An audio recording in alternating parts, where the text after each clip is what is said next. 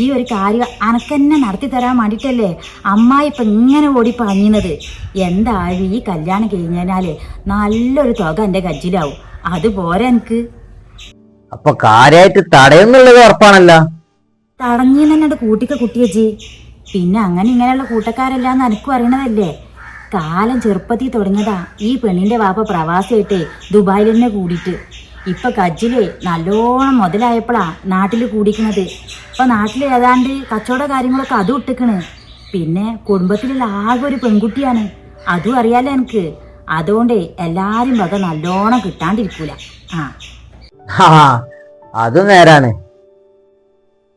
അങ്ങനെ അമ്മായിക്ക് ഉറപ്പുണ്ടെങ്കിലേ എന്നാ പിന്നെ ചോദിക്കാനൊന്നും നിക്കണ്ട, ബാക്കി കാര്യങ്ങളൊക്കെ സെറ്റാക്കാം.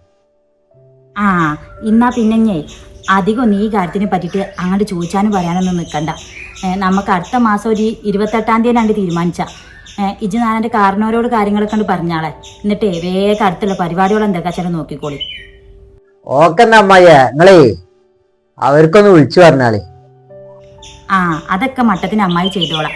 നിങ്ങൾ അവിടുത്തെ കാര്യങ്ങളൊക്കെ നോക്കിക്കോളിട്ടാ. ഞാൻ അവൾക്ക് വേഗം ഒന്നിട്ട് വിളിച്ചറിയട്ടെ. ശരി എന്നാല്. ശരി എന്നാല്. 100 പവൻ കിട്ടി ഞാൻ ആരായി? തൊള്ളയിലെ വെള്ളം കുറച്ച് പറ്റിയാലെന്താ, കജ്ജും കാലും നനയാണ്ട് ഒരു പവന്റെ വള കജ്ജിലാവുള്ള പണിയായ അത്രേ ഉള്ളൂ.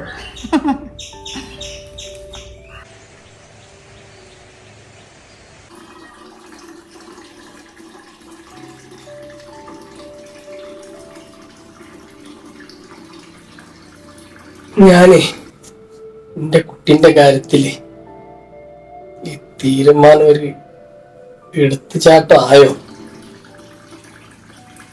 ഒന്നുമല്ല, ഈ കല്യാണക്കാരി പറഞ്ഞതിന് ശേഷം ഇജ്ജ് ശ്രദ്ധിച്ചോ, എന്റെ കുട്ടിന്റെ കണ്ണും പോറൊന്നും ഒരു തെളിച്ചല്ലേ, പഴയതുപോലുള്ള ഒരു ഉസാറ് ഇല്ല അവൾക്ക്.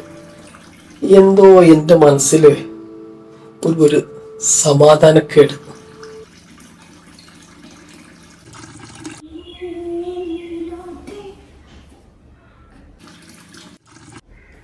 സൽമാക്ക, ഇതാ വെള്ളം നിറഞ്ഞോണ്.